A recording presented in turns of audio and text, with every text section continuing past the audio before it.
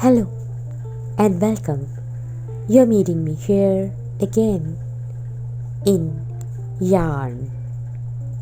Yarn, my weekly podcast, and I'm here, Dr Jyoti Kiran, for you, sharing my stories, experiences, thoughts with you all.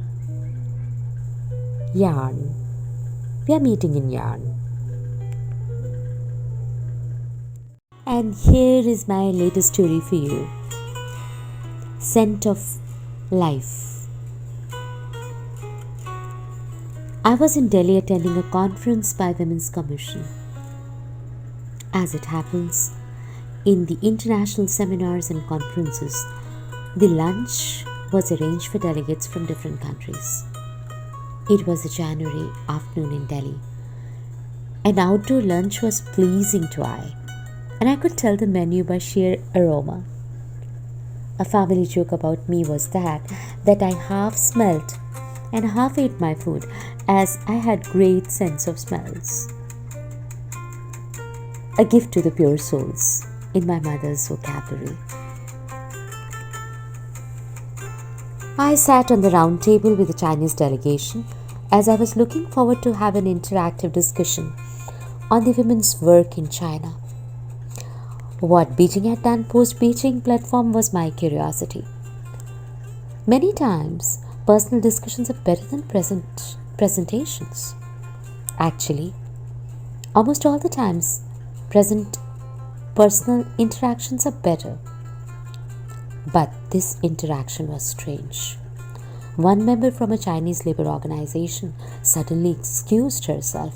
She was in chills and fevers and almost fainted before the kumb and gucci, an exquisite delicacy, was being served. Waitress took her to the bathroom, where she was extremely sick and was urgently taken to RML hospital. Next day, when I inquired about her, I learned that she had some kind of a viral infection and was taking a flight back home. Seriously? I thought. So this is what potent Indian flu does to Chinese. I couldn't help smiling.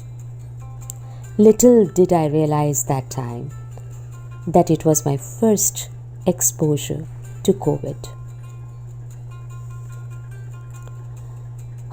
Next few months went in confusion, fear, turmoil, helplessness, and lockdowns.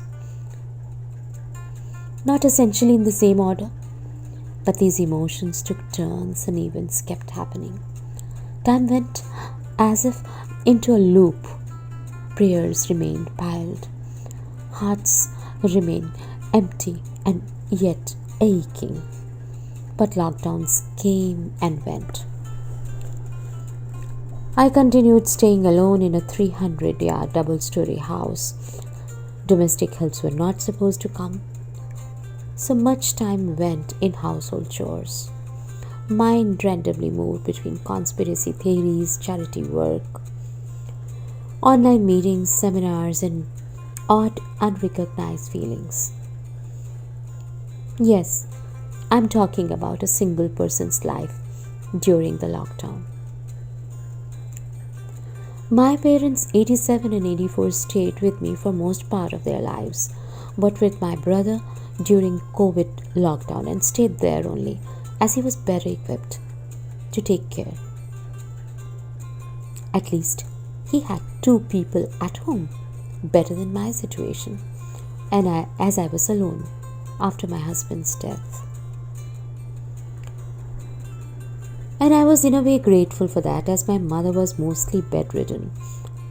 And thus, in order to help my brother, I would go to his place, cook, help, tend them, whatever way I could. I tried helping through the day. I took all necessary precautions, but had limited options to remain home and locked down. It was hardly an option when they needed me most, so I would go, stay with them, and come back in the evening. It was 3 a.m. at some November morning that my brother informed that my father needs to We rushed to the hospital. I resisted, as going to hospital was crazy. It was inviting COVID. But we had little choice. In a day, colonoscopy and endoscopy were done, and we came to know more about his fading appetite and amnesia, which we thought was just due to the imposed isolation. No, it wasn't. He was suffering from liver cancer and metastasis. We were told by the doctors to take him home, as nothing much was to be done. Home was our old place, as he only wanted to be there. A medical support team was arranged and family did opt for hospice. He was getting worse by day. Me and my brother would sit through nights and watch him fade. Fatigue took me completely when I felt feverish. I thought about COVID and called someone for collecting home sample. It was 5 in the evening next day when the mail popped. I did not check it at first, as I felt no urgency, but on a second thought, I thought I should, and I was COVID positive. I locked myself in my room and realized that my father was dying, and we were all exposed, as I was found positive. I don't remember next few days, as my father passed away that evening. I could not even attend the funeral. Fortunately, no one else was positive. Here I was, COVID positive with fever, congestion, and other symptoms without a single person in the house, where my father just passed away. My whole body was numb, so was my mind. Nothing looked real.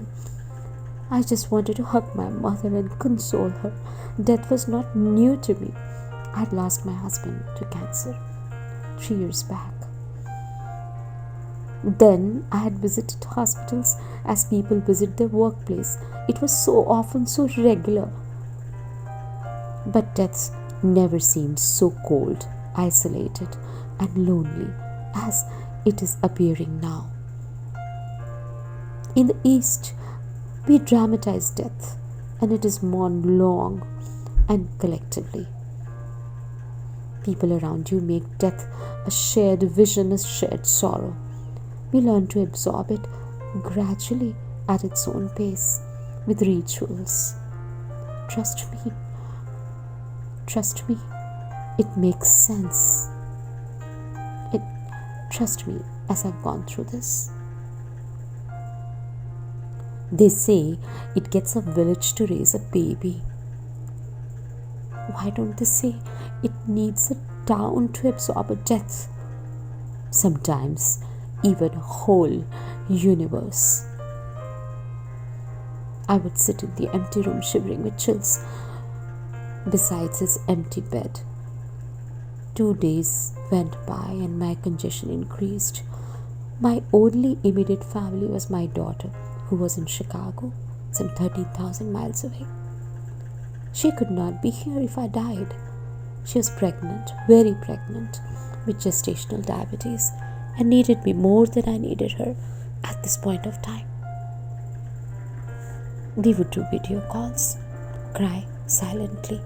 I would not tell her about my CT score, and she would not tell me about her situation. Communication was silence. We just looked at each other. I knew I was slipping an infection.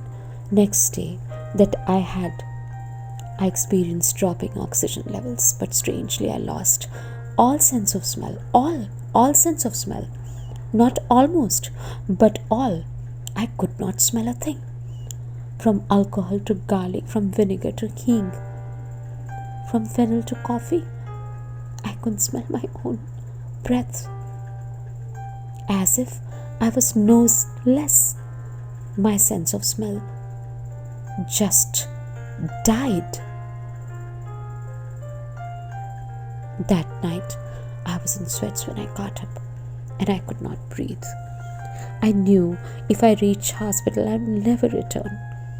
Call it irrational fear.